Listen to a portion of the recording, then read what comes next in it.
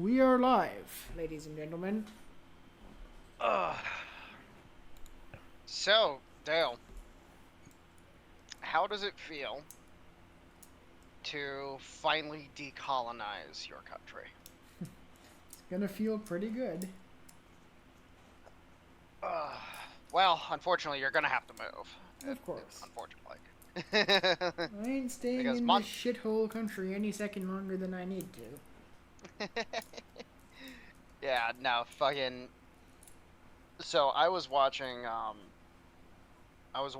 Sean Newman's mashup that they were doing for the election, and it was what's the proper word? It was enlightening into the Canadian political system in a way that I really truly had not appreciated before. Mm-hmm. One of the key things that I uh, got to find out about was first to the post, I think is what you guys call it. Yeah, first past the post is the term. First past the post, that's Yeah. right. That whole concept that really is uh, that is some parliamentarian bullshit right there. Yep. Um, and then just the definitive way that they count liberal area, like they were counting liberal areas like first the entire time, Mm-hmm. like across the board. Like they were trying desperately to get what is it, 170, 172, what is I it? believe it's 176 is the majority. 76, okay. Yeah. So yeah, it was really weird how they were like hardcore. Like it was liberal areas first, then the conservative areas getting counted. And Mm-hmm. it was like, huh, weird. It's almost like you're trying to really, really lean into that first past the post rule, hey? Mm-hmm. And then the maritime provinces, uh, that I think that scared the shit out of everybody. The Maritimes, they did not go the way I think the Liberals thought they were going to go at all. Mm-hmm. And then Quebec, the Bloc Québécois coming out pretty strong. You know, I don't agree with the Bloc Québécois really, but if the Bloc Québécois wasn't a bunch of cucks, siding with the Conservatives would have been a good move. Yeah, but unfortunately, the Bloc Québécois are basically just French nationalist socialists. Yeah, They're not. no, I get it. Yeah, I get it. but I wouldn't say that the Bloc did particularly well. They lost like a third of the seats they had. They went from like 30 seats to 20. Oh well, no. The point is that the fact that they performed better than people were expecting them to. They Ah, outperformed fair because enough. people were thinking that they were gonna get sidelined like the NDP did. The NDP lost how many fucking seats? I think it lost like 20 to 30 seats. You know, it's actually it lost official party status. Yeah, I did hear that. Yeah, the diversity candidate fully killed the NDP, and now even he's gone. Yeah. And yes, for Um. those wondering, Jagmeet Singh, the leader of the former now leader of the NDP, was only there. He was only leader because he was the diversity candidate, and that's what the NDP goes for nowadays. Yeah. Um. But yeah, the block definitely outperformed what they were expecting it to do. I think that's initially scared the shit out of them as well Mm-hmm. because you saw Ontario, like Ontario, Ottawa and Toronto were counting as fast as they fucking could. Like Mm-hmm. they were just throwing as many ballots into the box as they fucking could to get those counts in because they're like, oh my god, oh my god, oh my god, oh my god, like what the fuck is happening right now? Um, but when I initially stopped watching, so by the time I got off, liberals were at 154 and the conservatives were right behind them. Yeah. was like 152 or something like that. Mhm. And it was like, okay, I'm liking what I'm seeing here. Let's check it out after the morning. So I go to bed, wake up, and I see that they, hardcore declared Carney the winner. And I was like, all right, let's look into this. And then when I looked into it, I was like, oh, that's weird. That's a little odd. Certain areas that, reporting, 90% or whatever, all of a sudden, conservatives with comfortable leads, up, 5, 6 points in the or in the, what do they call again? The Reading? The writings. Writings. Yeah. That's right. Sorry. I can't, I'm new to the Canadian terminology. Mm-hmm. But, seeing the writings was really weird. It was like, huh, wait a minute. A couple of the ones that Sean Newman and his boys were putting out, they flipped. They flipped to liberal. And it was like the narrowest of margins. And it was like, huh, conservatives were up pretty well. What's going on here? Mm-hmm. And then I remembered hearing something from earlier that night that and confirm whether or not this is true. So you guys do the whole early voting stuff, right? Yeah. Okay, so what I heard from about the early voting is that those ballots don't get counted until the day of the election. Mm-hmm. And then those ballots are the last ones to be counted. Yes. So yeah, I'm just gonna say smells a little weird. Does not pass the smell test whatsoever. So, there was a few contested spots where I'm like, because and here's my whole point is that if the conservatives had gotten enough seats and they went to the Bloc Québécois and they said, hey, look, we'll toss you some bones, just fucking sign on with us, they could have formed a majority. Probably. But now, after those mail-in ballots get counted in, and mind you, we had plenty of videos and evidence coming out that there was shenanigans, without any doubt, in certain areas. There was a lot of shenanigans, per my understanding, around Toronto. And then there was also a lot of shenanigans involving Vancouver. So, Yeah. like one of the videos in question. So apparently the rules stipulate that that the boxes of ballots can be taken home by a precinct worker, Mm-hmm. or whatever, and then the boxes are sealed with multiple seals, Mm-hmm. and the box cannot stay in a vehicle. It has to be behind lock and key. That's the terminology that was explained to me. Yes. And in multiple of the videos, like one of the videos, there's a guy. He's got one of these boxes. He puts it in the back of his SUV, pulls out a knife, breaks it open, right there. It's like, oh, interesting. Wonder what he's doing. Like, wouldn't maybe just maybe he might be trying to lose some ballots. Maybe, just maybe. Very likely. And mind you, I don't expect this stuff to get, investigated in Canada. I don't. I see Canada just like I see California. Sorry. Mm-hmm. Yep. No, it's an accurate description. Yeah. But it's one of those situations where you're just like, huh, very, very interesting, and it was so in the open. Like, I don't think, honestly speaking, like, given some of the videos that I saw when I was watching the live stream because Sean Newman was showing this shit off on live on his show on Rumble. Sean Newman podcast. Huge shout out. The guy's great. I think he's in Saskatchewan. Or no, he's in Alberta, and then Marty Robinson, he's in Saskatchewan. That's right. Marty's great too. Great dude. But anyways, point is,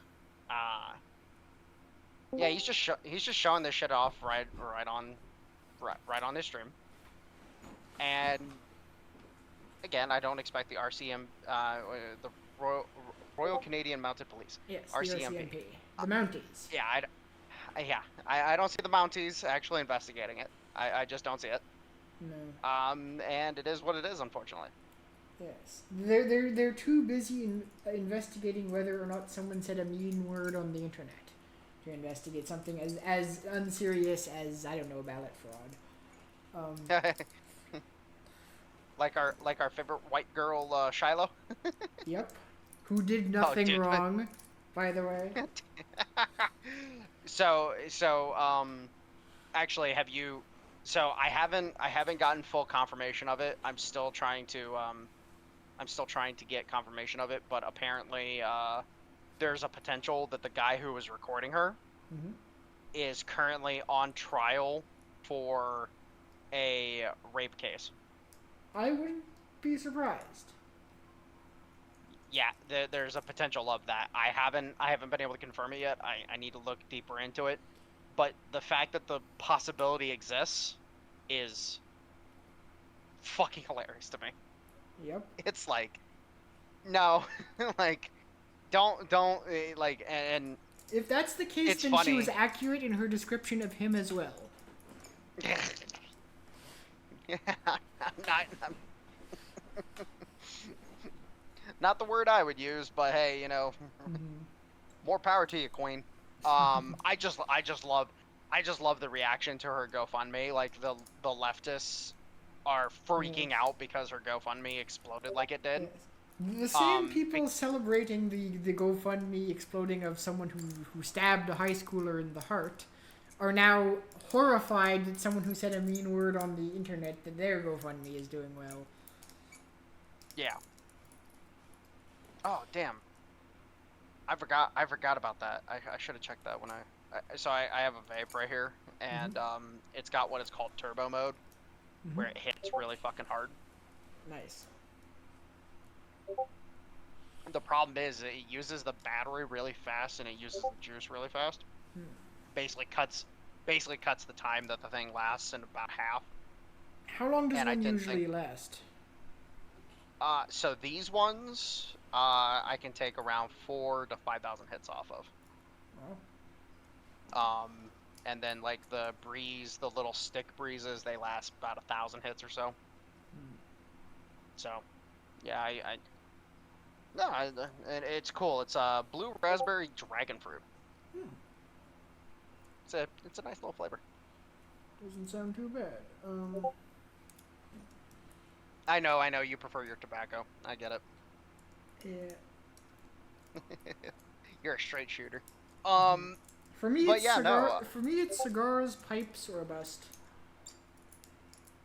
See, that's the thing is if I could find a place where I could sit down and smoke a pipe for, you know, a good amount of time, I would use a pipe.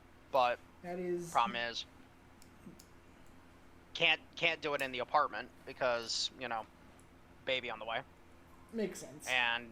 And unfortunately, you know, there's not really any good seating areas around my apartment. Guess I could, you know, get together with a couple people at the apartment building and make one. But, you know. Anyways, so yeah, that's kind of what we got right now is that, you know, the election, it came and went. It went relatively as expected. Again, I do believe that the Liberals fucked around a little bit to be able to, you know, decisively create the scenario where they could retain power. Right. So let's talk about Alberta. All right. So Alberta, we have the Alberta independence movement or the separation movement. There's two different terms I've been hearing, and One of them is Wexit, I believe. yeah, Wexit, yes. Which is the entire western half of the country. The whole joke I made about the Canadian, everything west of the Canadian Shield earlier. Yeah, that's what Wexit is. Yeah. And I'm all for it. I am all for this shit because it's the official final decolonization of North America. Like this is the end of colonial politics. Now, I know I'm a little more candid and a little more chill with this one instead of being my high energy self. But I'm cathartic with the topic. I'm enjoying it so much. It's like I was talking to a buddy and I'm like, hey, you think a good a company of good old boys heading up to help prevent the Canadian government from actually doing anything is a good idea. You guys we got a straight shot across the border into Calgary. Yeah. So what are honestly, what's Canada going to do about it? The Liberals have spent the last 15 years confiscating every gun they can. So who's gonna stop? What are they gonna do? Well, so here's disarm the point. The population. Well, that's the thing is that that's why everybody is railing against Ottawa right now is because Carney, it wasn't like an oppressor or something, but it was like he was getting interviewed on the move at some point in time, and got asked about a gun bill that he had talked about previously, and he's like, "Oh yeah, if we win, we're going to be pushing it. It's one of the first things we're going to be pushing." And I think it's very clear to everybody. Like the whole purpose is ban everything and then repress the population as hard as possible to prevent a succession crisis. Yeah. Or secession which crisis. Would be, it would be the smart thing to do from them on their side, were there not a country on your border about 10 times the population that would love to welcome in those secessionists. Oh, not just that, but also a country on the border that, oh wait, the U.S. has one of the most porous borders in the world with Canada. That goes both ways, bud. Yep. And I can carry a decent number of guns on my back. Yep. And when you come to Western Canada, all of the border is just like a forest, right? It's like a 10,000 mile long forest with a small little strip cut out of the forest where the border is. Good luck tracking that. Good luck tracking people entering and not just that, but and one of the things I want to point out, and I want the Canadian authorities to really listen to this. You do not understand that Albertans and what do you call somebody from Saskatchewan? I don't think I've ever actually thought of that. What do you call someone from Saskatchewan? Sasquatches. Let's just call them Sasquatches. Albertans and Sasquatches,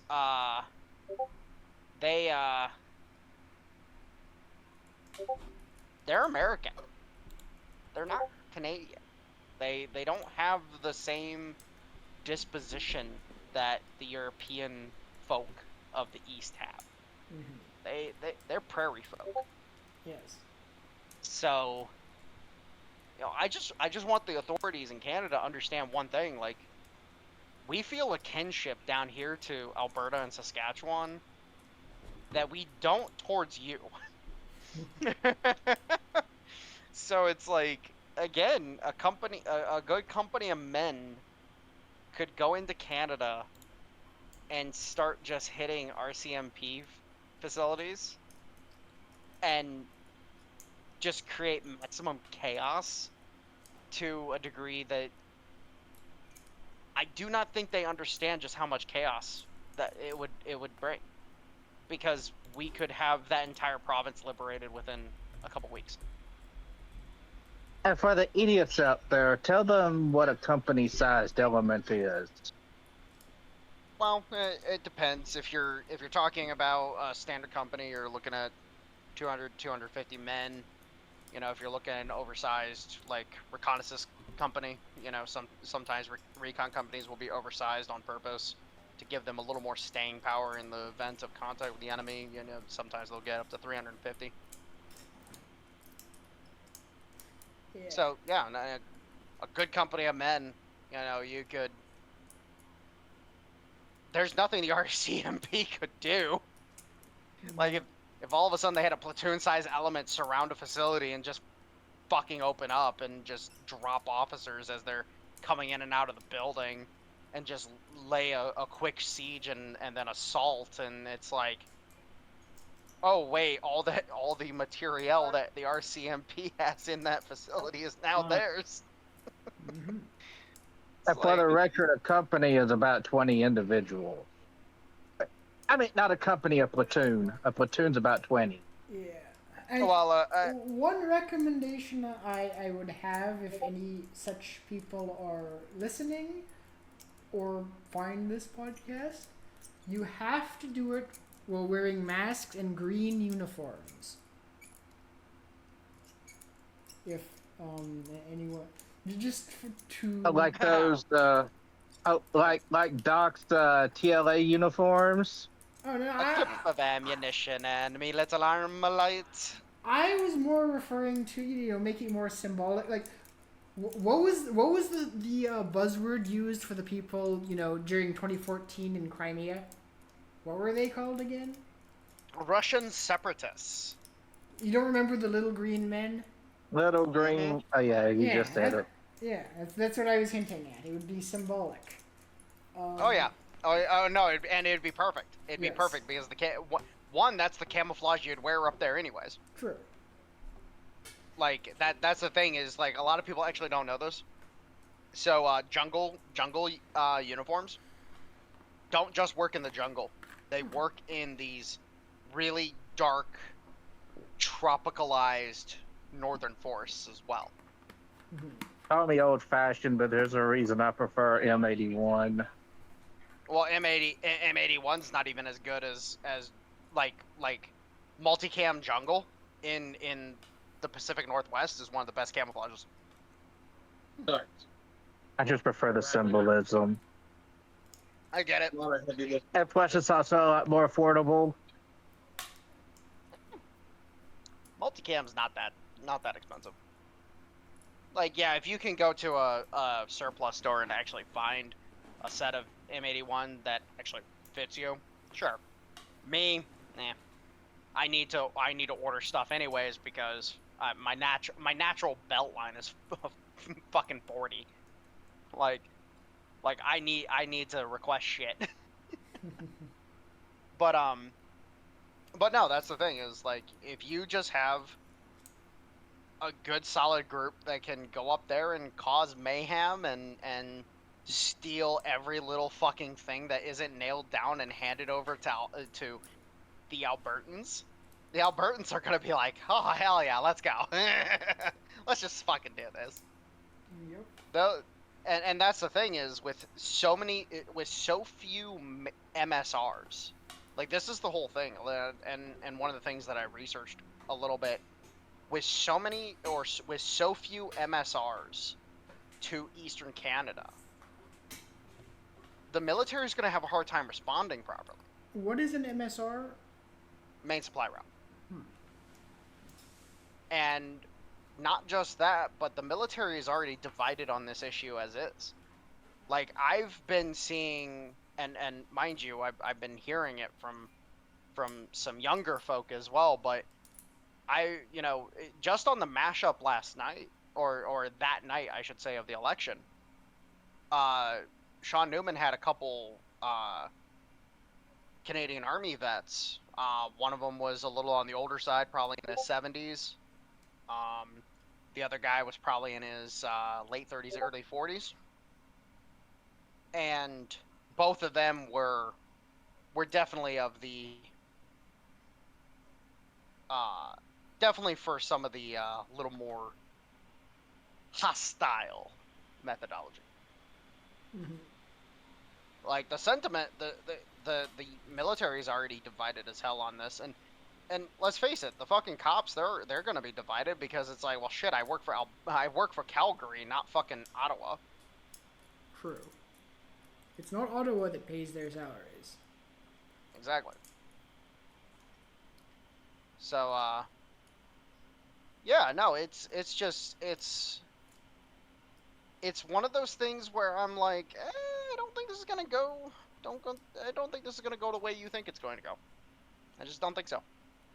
And let's also not forget what happens if they bring in their half-functioning military that's staffed with them boys.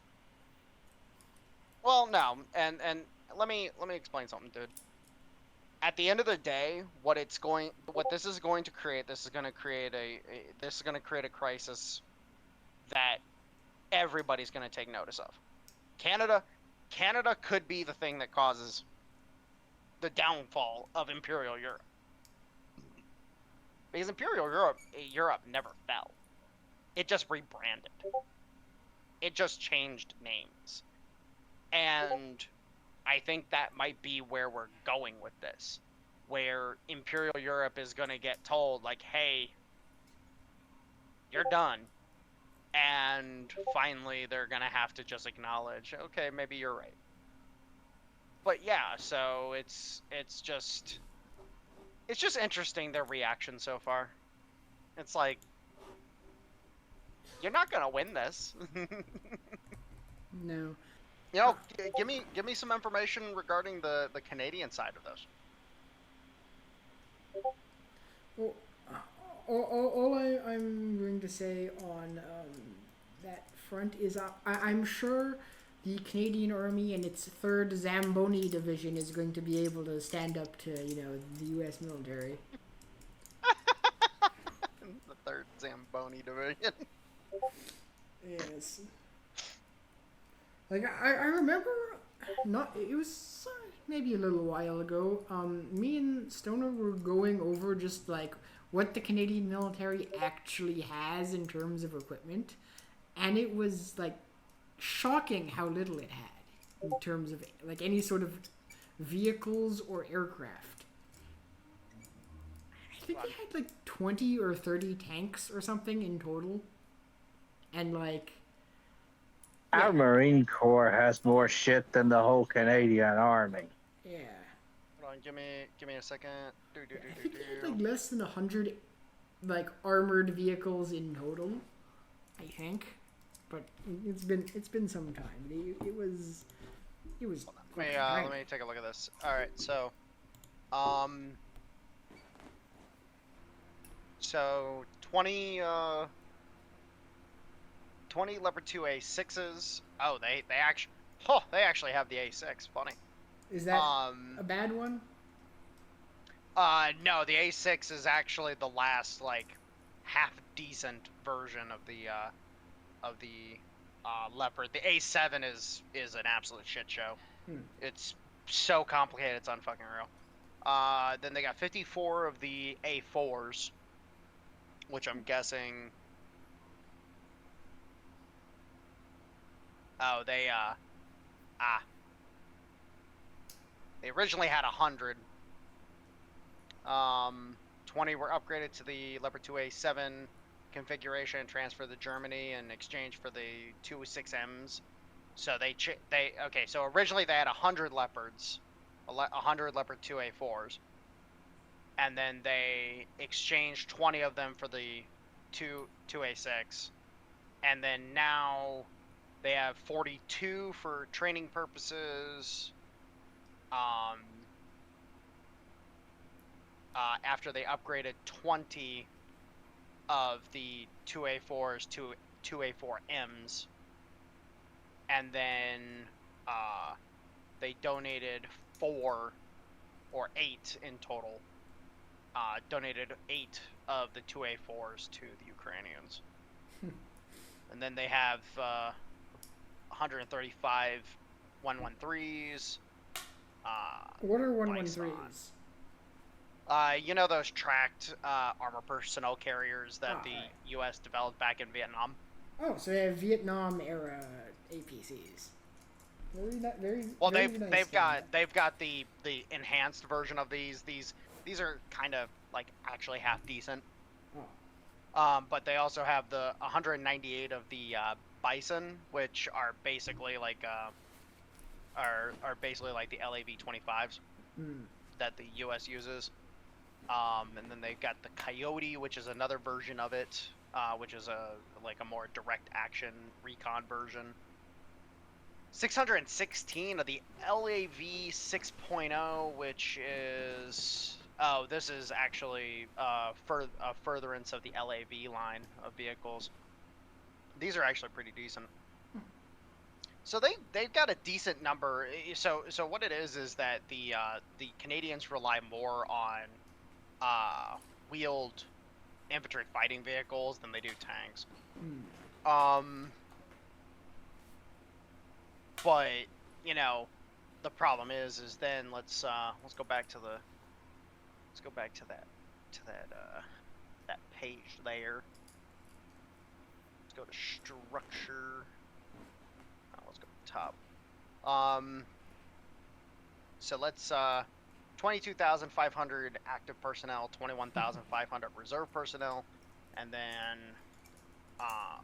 I'm pretty sure even the smallest states have a National Guard bigger than that.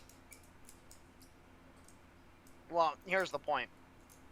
Is that what I'm seeing here is that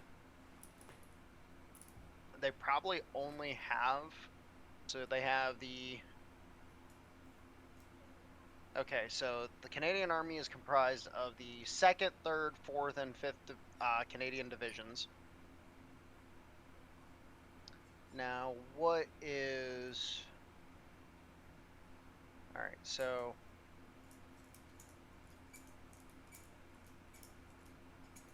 What is a brigade group to the Canadians? If they only have like 44,000 military personnel, why doesn't the U.S. just annex all of Canada? Like, the fighting would be over in a day. Trying to get a number of what comprises the brigades. All right, so oh hey, there's the Princess Patricia's light infantry. I was wondering where they were. So we're looking at battalion. Okay. So in reality, these brigades, in order to actually muster all 4 brigades that comprise the Canadian military in general, they'd have to call everybody up.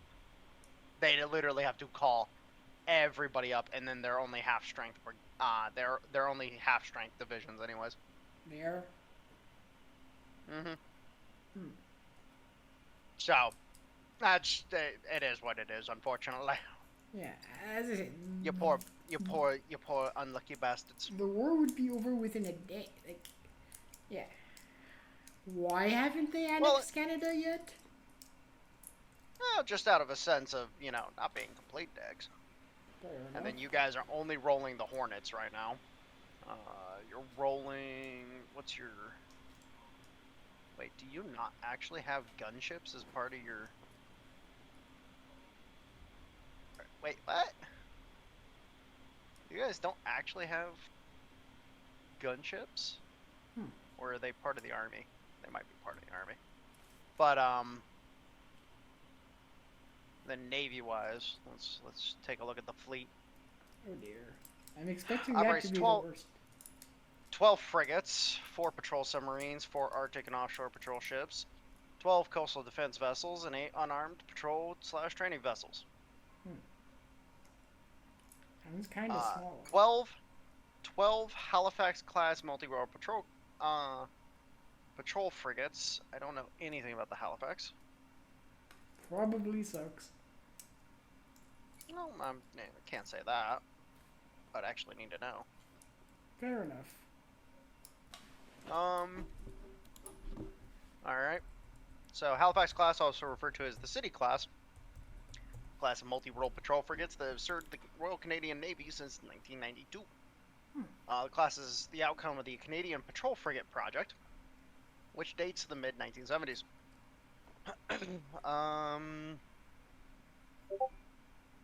The ships are named after the capital cities of the Canadian provinces: St. John's, Halifax, Charlottetown, Fredericton, Quebec City, Toronto, Winnipeg, and Regina, and the capital of Canada, Ottawa, and the major cities of Calgary, Montreal, and Vancouver. Please sink the Toronto. As a resident of Montreal, I have to ask, just please sink the Toronto. I'd like to add that I'm also adding pretty pictures for Dale to add in later. Good to know. So apparently, they are looking to adopt the River class destroyers, and they will be built from 2025 to 2050, and they're expecting to enter service in the early 2030s. Interesting. So, in general, according to modern naval doctrine, what is the purpose of a frigate? So a frigate is So frigates are actually a very important part of naval doctrine. So it actually makes me happy that the Canadians have frigates. Problem is they don't have any cruisers. Because frigates and cruisers work best together. So a frigate is an escort. But it also tends to have strike capability as part of its package. So generally speaking, it will be tasked with providing, long range and mid-range escort capability. The destroyers usually tend to provide close-in escort capability, and the cruisers tend to be able to defend themselves as well. But the point is like, for example, the main gun, a lot of people don't realize this about, I forget the name of the Independence class. The Independence class littoral ships. Littoral combat ships, that's what they're called. Oh god. Those things. Yeah, well, the 76 mil gun that's mounted on it, it's actually one of its primary defensive capabilities. Because it can fire what's effectively an airburst charge that can detonate missiles, detonate aircraft, etc., etc. So you utilize, a rapid fire light gun on frigates that are capable of firing out at distance, because something like a CWIS, close in weapon system, it's in the name. Things have to be close for a CWIS to engage it effectively. Generally speaking, if you can prevent things from getting in close, generally speaking, you're going to be okay. And this is where frigates fall into the escort battle line. They're meant to keep things from getting close. And if things get in close, that's when the destroyers take over. And so, generally speaking, it's okay. The frigates are a good class of ship. It's actually demonstrous that the U.S. got rid of frigates back in the day. How I sing a sad song for the Oliver Hazard Perry. But yeah, I wish we had Mitch here, because he'd really be able to get into it for you. But that's doctrinally what frigates are meant to do. And then one of the other things is that they usually have light strike capability. So they'll have like VLS tubes, or they'll have anti-ship missile tubes on the deck or whatever, that they can then pop a few rounds towards the enemy and cause damage themselves. In general, what are they meant to be escorting? Well, that's the thing, is that their whole purpose has been, coastal defense for the basic part of everything.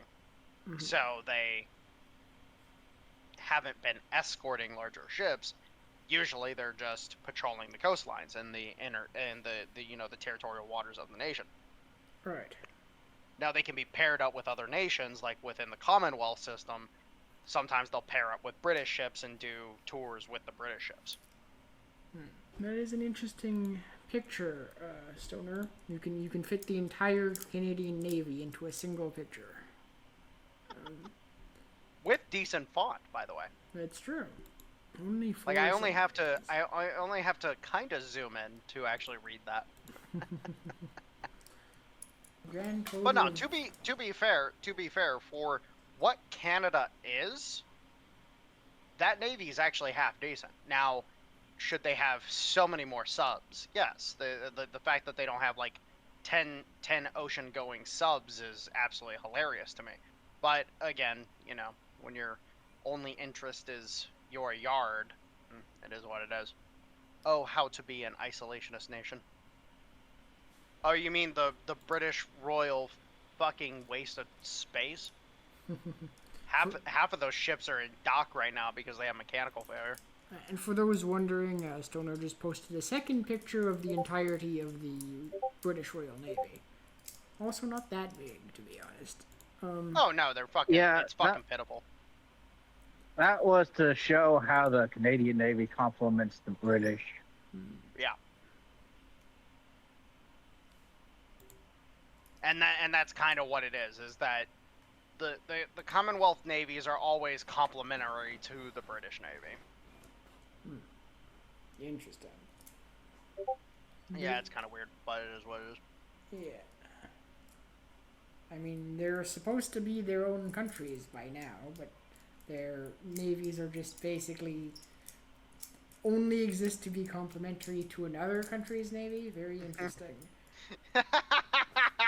Sorry, I'm laughing at the fucking image that Stoner just posted. Yeah, did you see? Have you seen India's latest contribution to the Commonwealth Navy?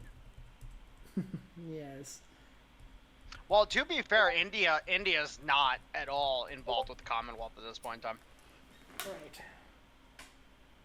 Fucking no, Britain pissed off the Indians hardcore with Pakistan. We'll actually kind of touch on that here in a minute. But anyways, getting back to getting back to the actual conversation now that we're done fangirling over, naval and military shit. Simply put, the Canadians, they don't have a choice. They don't have a choice in the matter. What are they gonna do? And that's exactly what is gonna get told to them. Now, here's the thing: is that you're gonna have the parts of, you're gonna have Alberta, you're gonna have Saskatchewan, you're gonna have the parts of Manitoba and British Columbia, you're gonna have the Yukon territories. All of these pieces are gonna want to get the fuck out. Because there's going to be benefits upon benefits upon benefits of becoming a territory of the United States. Mm-hmm. And mind you, becoming a territory of the United States, they're going to have the stipulation that by a certain date they're going to have to accept statehood.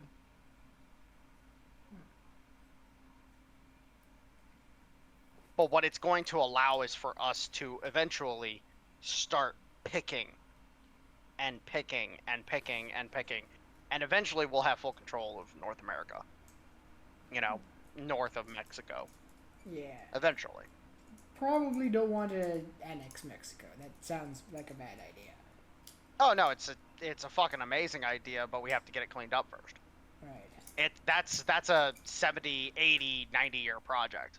Yeah, because the way it is, you don't want 150, 160 million super poor people now able to enter your country completely legally, because they do it.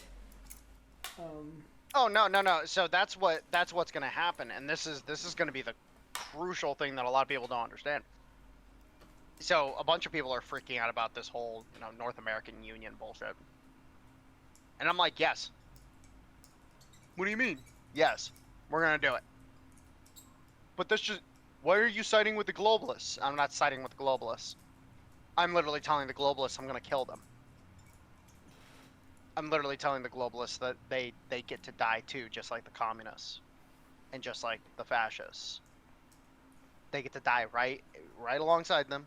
We're gonna have nice, deep, wide trenches, and we're just gonna line them up at the lip, and we're just gonna gat them all down. We're gonna stack them real nice, you know, as nice as you can when you're just getting people into a trench. But we're just gonna have 3 really nice trenches, just filled with commies, fascists, and globalists. And they're, you know, people don't know how to fucking handle that. Mind you, the whole isolationist bros, they don't know how to handle me because I'm like, no, I want to conquer them. Wait, what? No, I want to fucking conquer their asses. Why let them get strength? Why let them even possibly be a threat later? No, let's fucking conquer them now. Kill them all. Fair enough. It's like, nah, you don't get to be a threat to me. Fuck you. Mm-hmm.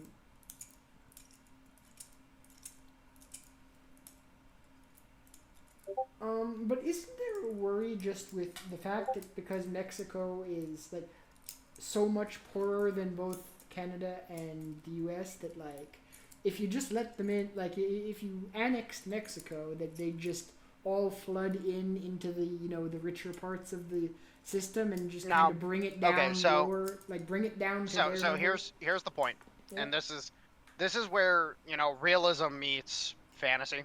Mm-hmm. First off, the North American Union, it won't be, and I refer to it as the North American Federation. You know, I like digging at the isolation bros. The North American Federation is not going to be, you know, you get to just jump the border. No. What's going to happen is Canada is going to get told, okay, look, Ontario, you're by yourself. Quebec wants to rejoin France. We've already told Quebec that's not a fucking option. We even took that little piece of shit island away from France just so France doesn't have a claim to North America anymore. We're reinforcing the Monroe Doctrine, bitches. We've already told Quebec they don't get an option. You know, it's either you remain as Quebec and you have an agreement signed with us, or else we just bomb you out of existence. The same offer will be made to Ontario. And Ontario will bend over backwards trying to finagle something, but eventually they will get the picture that, like, no, you don't have an option here. Either you self-deport to Europe or you get in line. And then the same thing will be done to Mexico. Now, with the case of Mexico, it's going to be, and this is the whole thing, is you explain it to the people in their language. You know, you're going to need somebody like Marco Rubio is great for this, by the way. You use Marco Rubio, and you have him explain it in their language. Like, hey, look, we're going to come in, we're going to fucking bushwhack a bunch of fucking bad people. If you don't want to get caught in the crossfire, don't fucking get in the way. Don't fucking try to help these people. Don't try to hide them. Don't try to assist them. Just get the fuck out of the way. Let us gat these motherfuckers and be done with it. The vast majority of the Mexican population is going to side with us on that. And when I say vast majority, I'm saying 75%. By the way, you know, 15% of the last 12 or 25% of the Mexican population that's siding against us on this, those are the gangbangers. Yeah. Who cares about them? Agreed. Question. What are we going to do about their president if she's still in power when all this happens? Because the last time I checked, Scheinberg, whatever the fuck her name is, she's in bed with these cartels. And if we get hard evidence showing that she's going to get an option. Either step down and fucking sit down, or she can get shot too. You think I'm against fucking bushwhacking world leaders? Excuse me? Like, I don't know who the fuck you're talking to, bud. Can anybody say Ryan Doctrine? But no, the point is that, you know, the people are gonna get it. we will explain it to the people, and the people will understand, and they'll be like, hey, this is cool. Like, they can get rid of these guys? Cool, awesome. And we just go fucking hog wild on their asses. We can set carriers off the fucking, we turn a couple carriers into fucking floating fortresses for the extent of the operations, and we just have fucking choppers flying teams off those carriers day in, day out. Like, just fucking have a massive fucking number of operations going on in Mexico all at once. Hit a target. For those go ahead. And also for those who don't know, the Ryan Doctrine, that is from Tom Clancy's books, where basically it is where if a foreign leader is causing us problems, we just drop a big ass bomb on the foreign leader. Yep. Yeah, well, why use helicopters, for example? Which, I mean, I assume helicopters seem like the easiest type of aircraft to like shoot down. But why not just use like jets or planes? Oh no. The point is we're dropping teams in. Oh. We put boots on the ground. We make it personal. We make it very personal. Have a squadron of fucking SEALs drop in on a couple targets within the same AO, and you fucking hit it all at once, and you fucking just wipe an entire cartel off the fucking face of the earth, instant fucking taneously. Just take out the entire leadership all at once. Hold on, I got a picture of one of the helicopters that they may be using. Give me a second to find it. I'm just wondering though, because I know that the cartels do have like rockets and stuff. Do helicopters have any ways of evading being like having, you know, rockets or missiles fired at them, or because they seem kind of vulnerable to that sort of thing? You know, I mean, it seems like it would be pretty easy to down a helicopter with like an RPG. I'm just wondering, are they able, or is it less easy than I would assume it is? Well, here's the point, and one of the things that I'll stress is that at the end of the day, you need to make this shit personal. You need to make it as amazingly clear as it can be, that no matter what, you don't get to fuck around and not experience the consequence of your fucking around. Mm-hmm. One of the things that I would really like, what I would really like to explain to certain groups of people is that you do not understand how incredibly hilarious it's going to be when shit finally just breaks down and power politics is the only thing that you have left. Like, consensus is gone. There's a reason why the Russians literally told the US, like, no, your deal's a no-go. And the US just had to kind of just take that one and be like, okay, fine. We're pulling out of the negotiations. And what's going to happen is that the Russians are going to complete their objectives. They're going to hand a list of demands to, Ukraine, and Ukraine's either just going to have to take it or, then Russia just says, okay, we're going to keep on going. the Americans aren't going to get involved. Like, it's hilarious. Like, there were some people in Europe who initially, and it was mainly online, it was mainly like NAFO and stuff like that, that were celebrating the mineral deal, thinking like, oh my god, the Americans are finally going to come in. And I've had to correct a couple of them, like, no, we're literally just making money.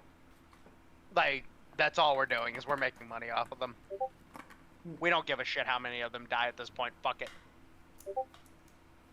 Alright. I swear to God, if I hear the person from Europe say that, oh, we helped you during your global war on terror, blah, blah, blah, blah, blah. All I can say is, yeah, thanks for paying the favor for helping your asses out in the 20th century. Actually, it's really funny. So, there was somebody, and they didn't. Oh man, they did not let me fucking come up on this space. Because apparently, and I found out from another guy later, who I'm actually pretty chill with. In this one space, a guy messages me and he's like, "Hey, they're not gonna let you come up," and I'm like, "Why?" And he's like, "Because they just messaged me like, hey, beware of this guy, blah blah blah, so on and so forth," and he just explained to me like, he's like, "Oh, he's pro Russia, blah blah blah," and the dude was like, I thought it was hilarious because they only know what you post, they don't know what you actually think, and if they knew what you thought, they would hate you even more. Because it's like, no, I'm not necessarily pro-Russian. I'm anti-Europe. I'm worse than pro-Russian. What do you mean? Indeed.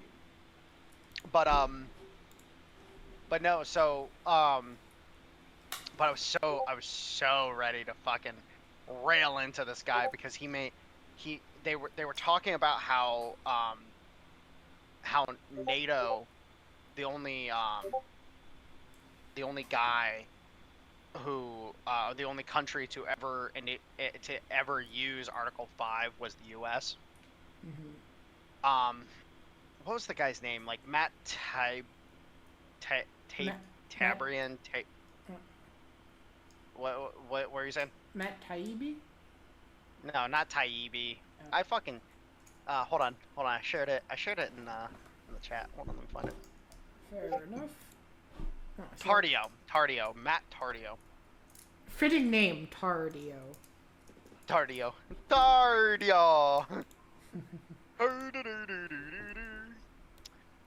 But yeah, so Tardio was talking his shit, and it was very like one of my other guys. He messaged me. He's like, "Yeah, this just letting you know, like he hates Russians so much he sees them under the bed and shit like that." And I'm like, I got that. But the shit that he was talking was just fucking hilarious because I made a comment. Real quick, Stoner, just because you're posting Stealth Hawk shit in the chat, you do realize that the only Stealth Hawk that the U.S. ever had, we managed to lose on the Bin Laden raid. Really? Yeah, that's the helicopter. I was thinking that if we had one, since they're pretty damn good, we have more than one. Yeah, no, the Stealth Hawk, there was only ever one produced because of how incredibly expensive they were, and they lost it on the Bin Laden raid. What was the Stealth Hawk? Was it just a... It's a stealth version of the Black Hawk. Oh, yeah. I mean, I see the picture, but I don't really know, like, what's the difference between that and, say, a regular helicopter? Like a regular Black Hawk. If I remember correctly, it was based off of the old Comanche stealth technology, which I also posted as well. And the reason why the Comanche got canceled was because, one, the Cold War ended, and two, with the Cold War ending, defense spending budgets got cut, and along with that went the Comanche development. But I'm going to disagree. I'm going to respectfully disagree with Warhound on this, knowing how the military is whenever they buy shit. I think that there are probably still a few more Stealth Hawks floating around out there somewhere. No, they can. So that's what a lot of people thought. There was an interview that was done. I forget the name of the guy off the top of my head, but he's a former. What's that? What's the name of that fucking the night pilot unit again? What's their called again? Night Stalkers. Night Stalkers. There you go. Former Night Stalker, and he was asked about, because the Night Stalkers flew the Bin Laden mission, and he was asked about the Stealth Hawk, and he's like, yeah, I can't really say anything particular, but I can tell you that the program was basically shelved. It wasn't as effective, per the cost and so we had a developmental version, and the Bin Laden raid, by what he insinuated, he didn't really reveal anything, but he insinuated that the Bin Laden raid was meant to be a proof of concept of the Stealth Hawk, but then the fucking motor on the Stealth Hawk fucking blew out. Well, either one or two things happened. Either one, he's telling the truth, or two, he's telling a cover story. I doubt it. I think he's telling the truth, because at the end of the fucking day, like, again, we've never seen the Stealth Hawk in any other fucking instance whatsoever fucking ever. Like, do you think that the military would be spending the money they are on developing? Oh, excuse me. On developing the fucking the Blackhawk replacement if the Stealth Hawk actually fucking, was in any substantial numbers, or if it actually was like a good idea? They look at their fascination with the F-35 and the F-22. Like, they tried stealthing everything, and if the Stealth Hawk just didn't work, it didn't work. That is a possibility. But then again, you also have to remember, though, what was it that old man in Independence Day said? Spend $40,000 on a hammer, $20,000 on a toilet seat. Yeah. Yeah, well, again, I doubt the military has any more left, because they only, per my understanding, they only had one airframe for the test, for the trials, anyways. And I apologize. Fuck. I'm drinking a smoothie with raspberries in it, so I got a seed stuck in my throat. No worries. Was the Stealth Well, Hawk actually we'll find useful out. before it went down? Oh, dude, they like per my understanding, so the main feature of the Stealth Hawk's stealth technology was that it was incredibly hard to paint with what's that called? It's the directional radar that, like, you paint the target using the radar for the SAM. It was incredibly good at defeating that. But the problem is that, oh, hey, large caliber anti-aircraft guns could still actually fucking kill the Stealth Hawk really easily. Right. And again, this is the problem with rotor wing aircraft, is that, they fly too low to the ground. They're too slow. They're not equipped to handle anti-aircraft. Like, you can't fly into a hot area with them. You just can't. So the Stealth Hawk makes no fucking sense, which is why they're now pivoting to the new replacement for the Black Hawk, being this. It's basically a mini Osprey that's not an Osprey, so it's not shit. So Yeah, it's the Valor. What's even if like helicopters are that like shit? What's even the point of like having so many of them? Because they're fantastic for everything. If you don't have to worry about anti-aircraft defense in an area, if you just don't have to deal with AA, then gunships and transport helicopters are some of the greatest assets you have on the battlefield. Because you can just move so fast to an area, it's unfucking real. Yeah, case in point, the Vietnam War. With everything that Warhound was talking about earlier, during Vietnam, we used helicopters for pretty much everything. And as far for them being vulnerable to AA fire, we lost a lot of helicopter crews in Vietnam due to anti-aircraft fire, which is one of the reasons why the original Cobra was created. Yeah, because the whole purpose of the Cobra, actually, when it was originally designed, was to suppress AA. It was supposed to fly in formation with the Hueys. The Cobras would dip ahead, start engaging and suppressing in basically a Wild Weasel style fashion AA defense or air defense systems, and then Hueys would come in, drop troops, pull out. Now, Now, unfortunately, that kind of Now, didn't work and- the way they intended, because then they realized, like, oh, wow, when you have just too many AA guns in an area, it's pretty hard to suppress them all. How does And a also the helicopter Hueys themselves suppress? weren't, Sorry. and also the Hueys themselves, they weren't unarmed. There were 3 different variants of the Huey. You had the troop transport variant, and you had a gunship variant, and a medevac Yeah, I know. variant. So how You know, would this was for the Dale, go ahead. yeah, so how exactly would a Cobra or other type of helicopter, how would it suppress AA fire? Suppressing air defense is literally, like, if you're landing rounds near the fucking gun or the emplacement or the fucking battery, you're suppressing. Now, how effective that suppression is depends on really the guile of the crew. If the crew is capable of, like, you know, being like, okay, those rounds are only landing, you know, a foot, you know, they're landing 3 feet away from us, we can still fucking engage, then, you know, you're in trouble. But if they're like, oh shit, those rounds are way too close, I'm not getting on that gun, then, you know, then you're good.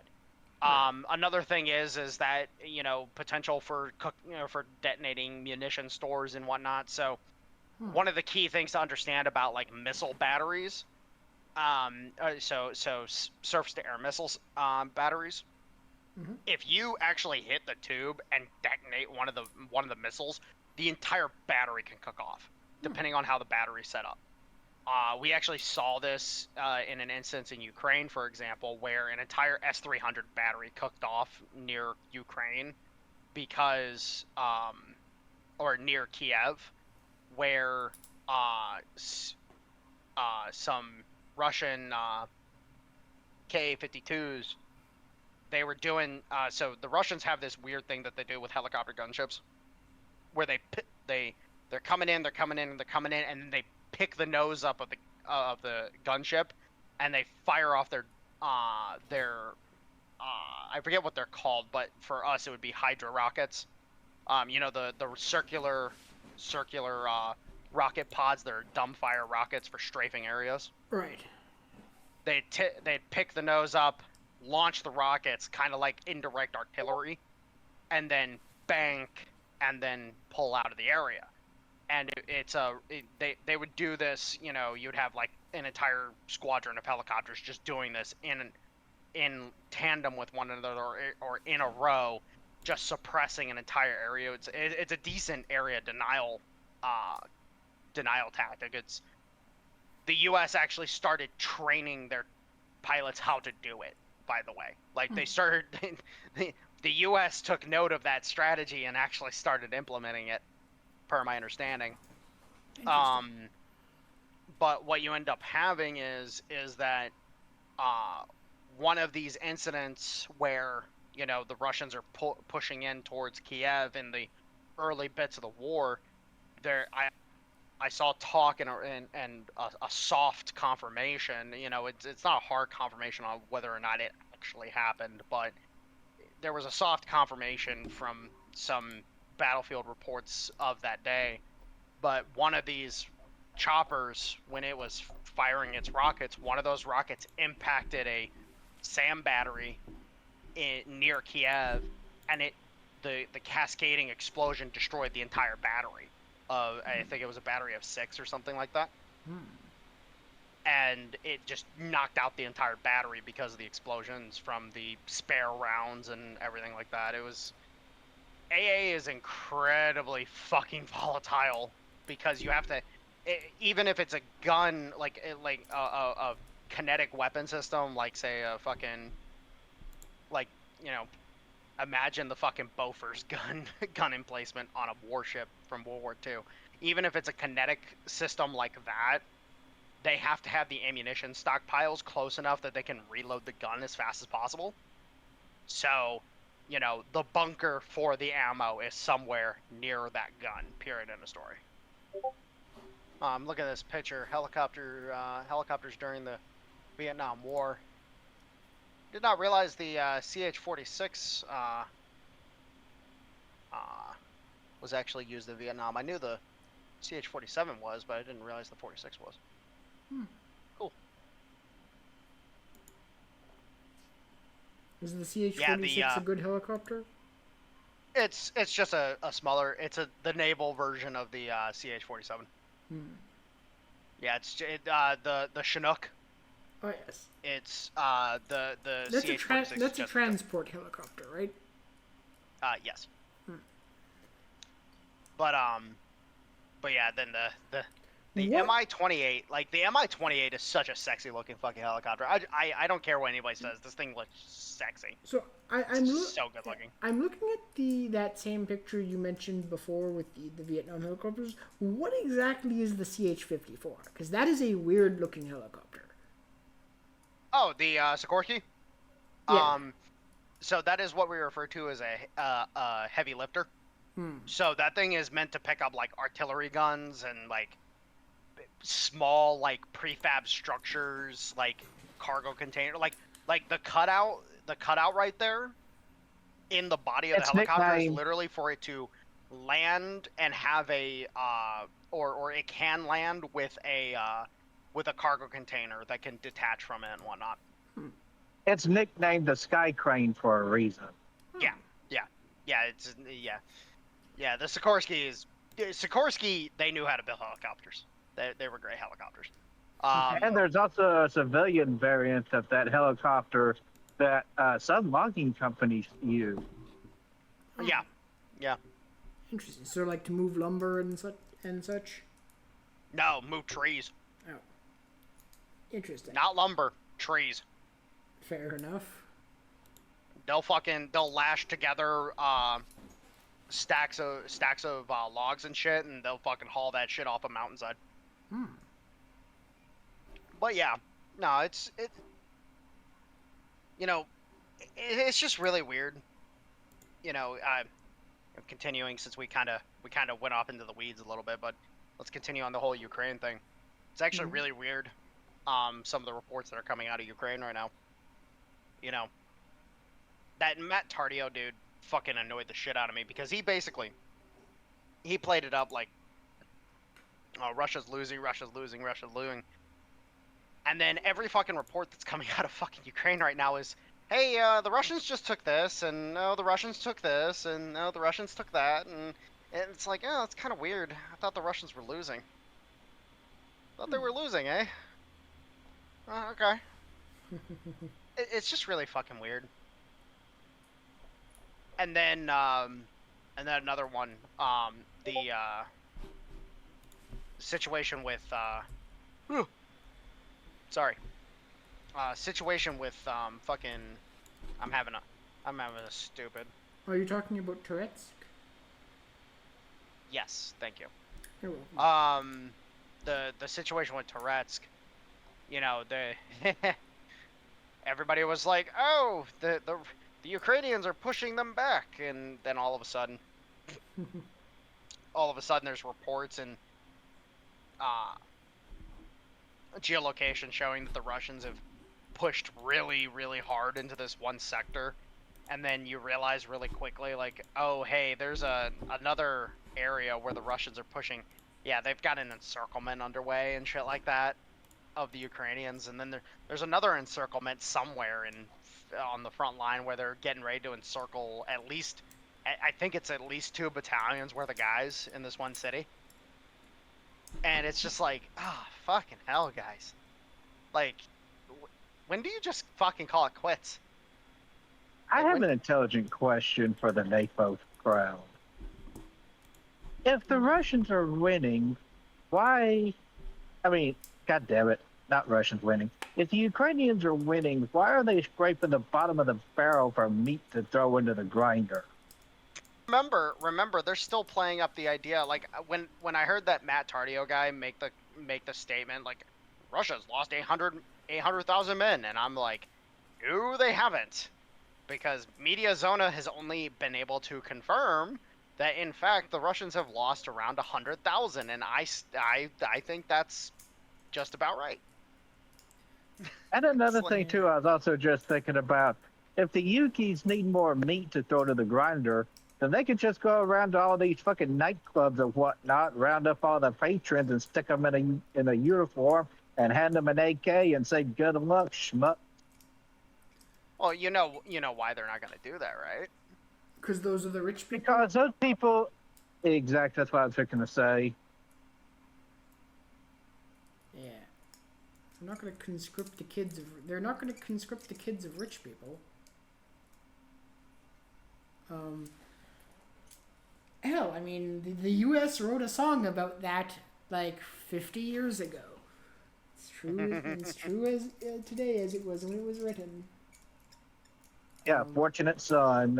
Exactly. Branny. But yeah, so you heard how that Ukraine had been finally it began offering some like really large signing bonus. Now it opened up to like between 18 and 24-year-olds, and after like a month or two of this campaign, there was like less than 100 people had signed up for it. Yeah, I had heard they'd had a miserable fucking miserable volunteers. It was like less than 100. And apparently a bunch of them are. Sorry, go ahead. Gee whiz, I wonder why they're having a hard time pulling in recruits. Could it be because maybe their leadership is shitty? Yeah, and apparently a bunch of those kids are already now dead. I hope those I hope that Roblox money was worth it. I just wonder how many more mothers are we going to see do what that one did to those Ukrainian recruiters here a while back. Ah, yes.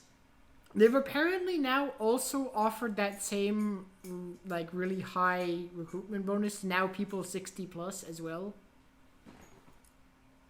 So they're now trying to get both the elderly and retired and also like training the 10-year-olds. So clearly that's Last time I checked, making kids fight a war is a war crime. Yeah. Well, they weren't making them fight a war, but videos did surface of they were training them to like they were putting them through training, and like kids as young as 10. So it's like, clearly that's tactic done by the side winning the war, right? Well, here's the thing: is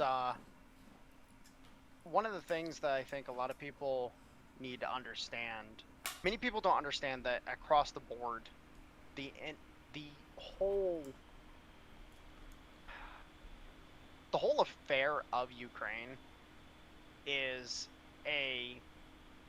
not just a farce. It's on purpose. The whole thing is meant to be, as ridiculous as possible. And at the end of the day, there's nothing you can really do. Like, just remember that no matter what, these people are they're gonna be assholes. They're gonna be stupid. They're gonna cause as many deaths as they can in order to be able to push their agendas. And it is. And I also heard here not too long ago where Azov has said that they would revolt if Zelensky took any peace deal from Russia. But honestly, how many of those people are there even left? Haven't they all been sent into the meat grinder by now? Well, no. As Azov has done, they've done the best they can to try to preserve their numbers. They've tried really hard. Think of it this way: why would the Waffen SS sacrifice their own men when they could just send the hair in to do it? So I thought, weren't those the types of people that they were sending into Kursk back during that whole thing? When they were just pouring like troops into Kursk, wasn't that the sort of people that they were sending in there? They were sending a decent number of them, but they also were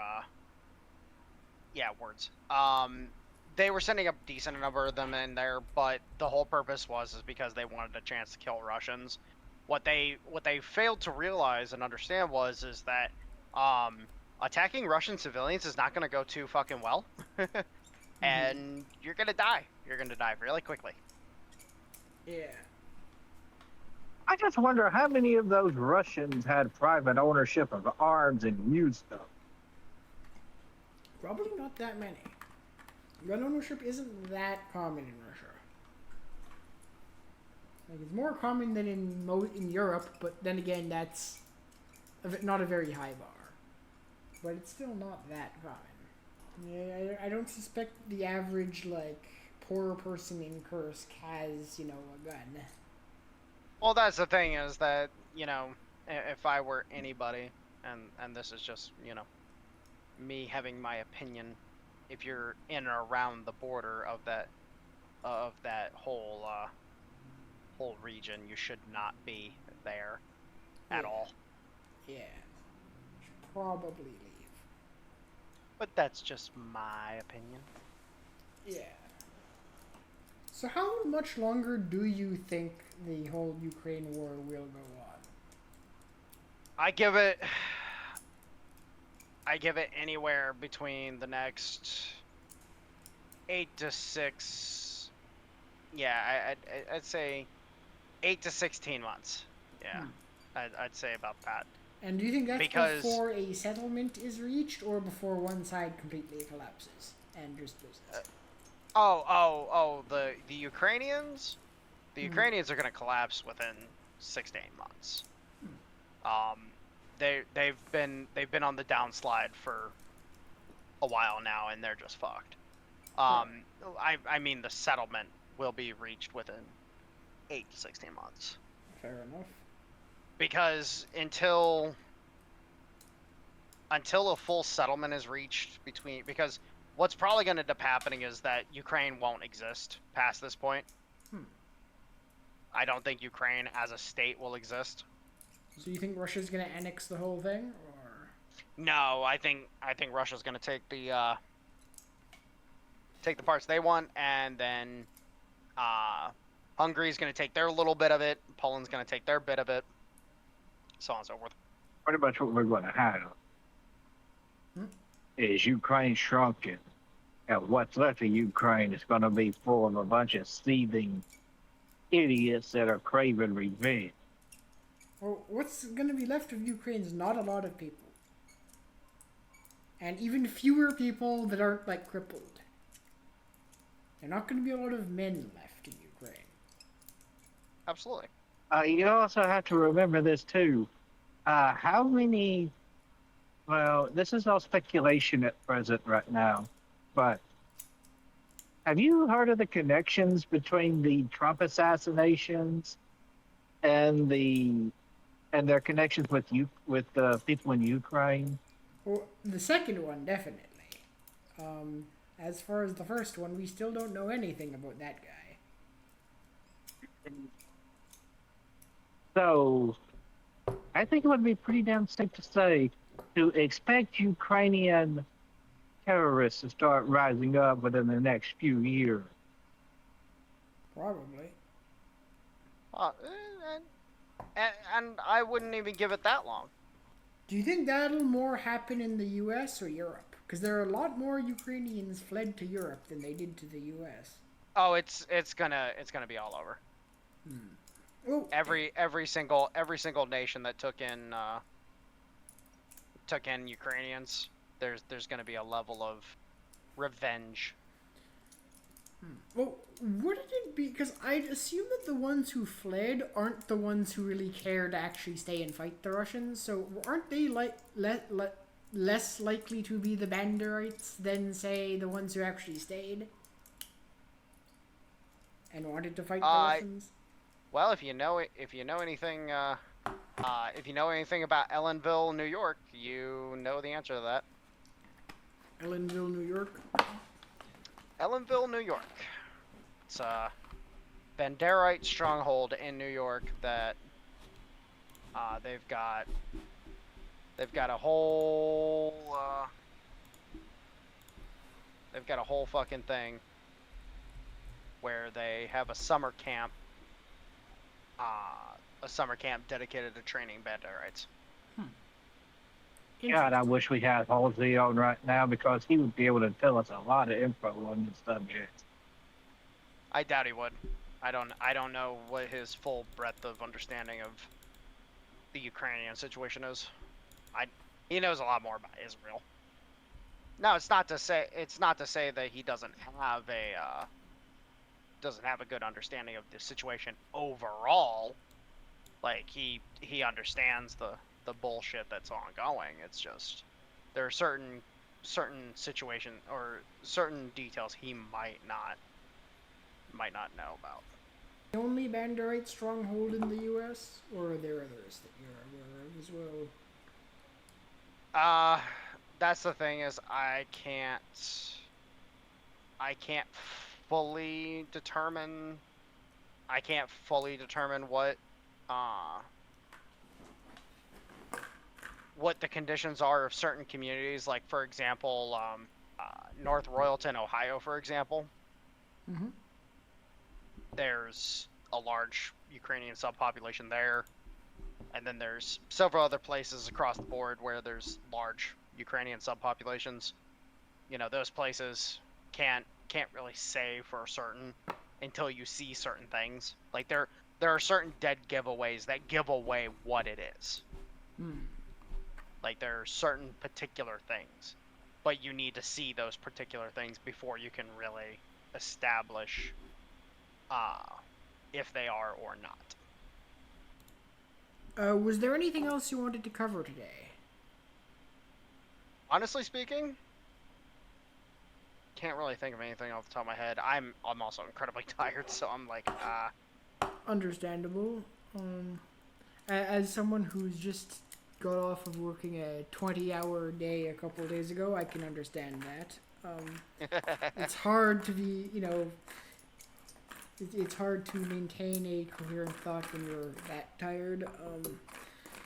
Yeah. Alright, so I think I want to call it a night then here. Yeah, we'll go ahead and call it a night. Alright. Good night, everyone. We'll see you next week. See ya.